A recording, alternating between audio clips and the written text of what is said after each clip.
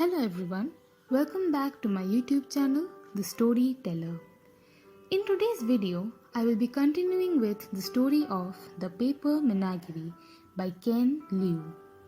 The excerpt today will reveal a little backstory on how Khan's father, an American, met his mother, a native of Hong Kong.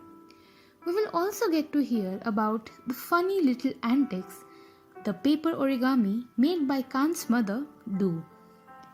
If you enjoyed the video, don't forget to like, share and subscribe to my channel.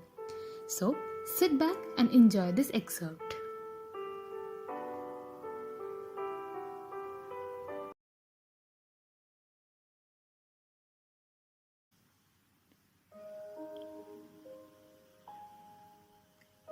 Dad had picked Mom out of a catalog. One time when I was in high school, I asked Dad about the details. He was trying to get me to speak to Mom again. He had signed up for the introduction service back in the spring of 1973.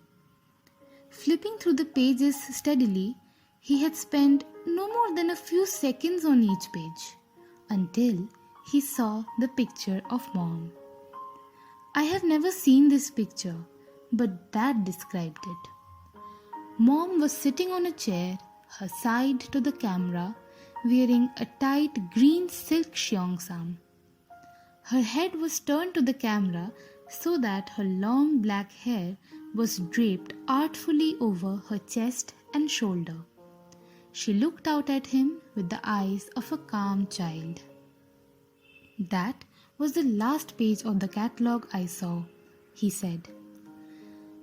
The catalogue said she was 18, loved to dance, and spoke good English because she was from Hong Kong.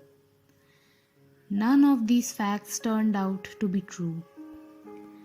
He wrote to her and the company passed their messages back and forth. Finally, he flew to Hong Kong to meet her. The people at the company had been writing her responses. She didn't know any English other than hello and goodbye.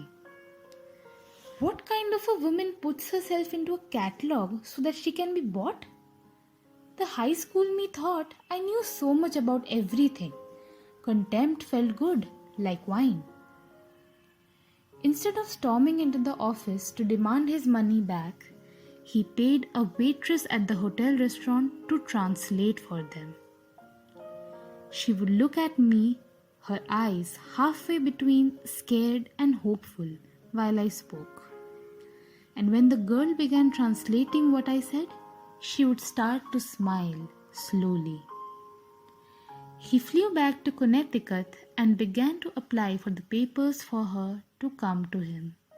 And I was born a year later, in the year of the tiger.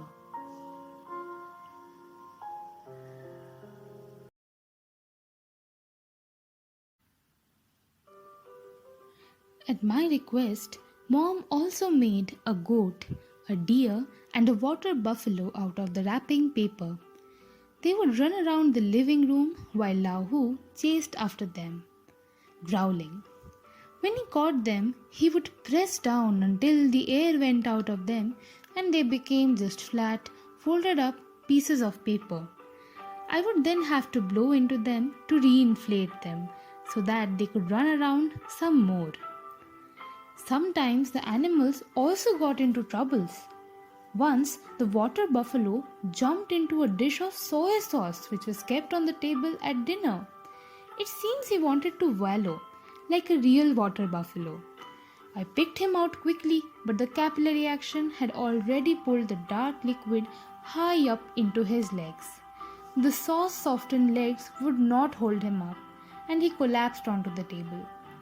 I dried him out in the sun, but his legs became crooked after that, and he ran around with a limp. Mom eventually wrapped his legs in a saran wrap so that he could wallow to his heart's content, just not in the soy sauce. Also, Lao Hu liked to pounce at sparrows when he and I played in the backyard. But this one time, a cornered bird struck back in desperation and tore his ear. He whimpered and winced as I held him, and Mom patched his ear together with tape. He avoided birds after that. And then one day, I saw a TV documentary about sharks and asked Mom for one of my own. She made the shark, but he flapped about on the table unhappily. I filled the sink with water and put him in. He swam around and around happily.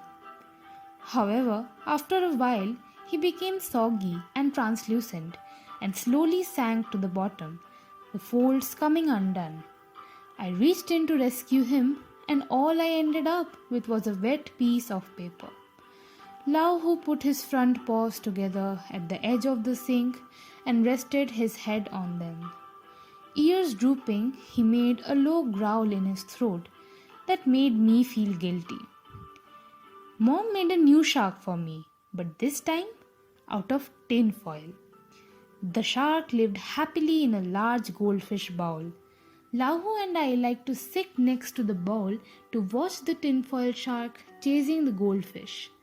Lahu sticking his face up against the bowl on the other side so that I could see his eyes, magnified to the size of coffee cups, staring at me from across the bowl.